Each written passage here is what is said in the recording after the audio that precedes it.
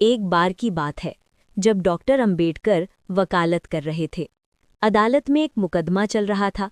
सामने एक ऊंची जाति का व्यक्ति था जो अंबेडकर जी को नीचा दिखाने की कोशिश कर रहा था। बहस के दौरान वो व्यक्ति व्यंग करते हुए बोला, तुम चाहे कितनी भी पढ़ाई कर लो, अपनी जाति नहीं बदल सकते। अदालत में सन्नाटा छा गया। सबकी निगाहें अंबेडकर जी पर टिक गईं। डॉक्टर अंबेडकर शांत रहे। उन्होंने जज की ओर देखा और बड़े संयम से कहा, माय लॉर्ड, जाति व्यक्ति की योग्यता तय नहीं करती।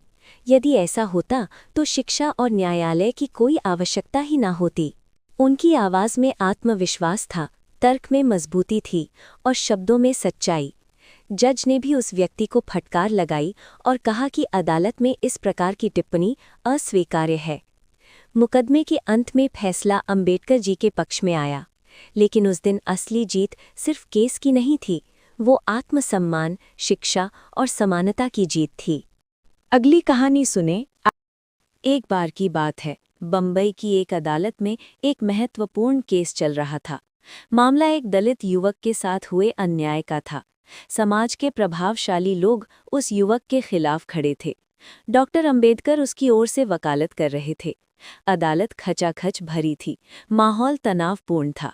बहस के दौरान विपक्षी वकील ने तंज कसते हुए कहा, डॉक्टर अंबेडकर, आप समाज की परंपराओं को अदालत में चुनौती देना चाहते हैं। अंबेडकर जी ने शांत स्वर में उत्तर दिया, मैं परंपराओं को नहीं, अन्याय को चुनौती दे रहा हूं। जज ने गंभीर होकर पूछा, क्या आपके पास इसका ठोस आधार है?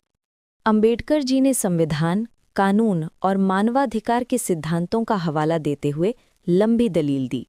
उनकी आवाज में आत्मविश्वास था, तर्क में स्पष्टता और शब्दों में आग थी। कुछ देर अदालत में सन्नाटा रहा।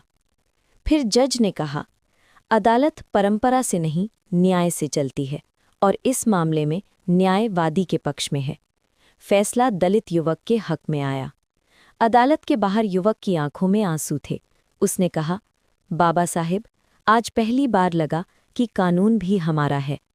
अंबेडकर जी ने मुस्कुराकर कहा, कानून सबका है, बस उसे पाने का साहस चाहिए।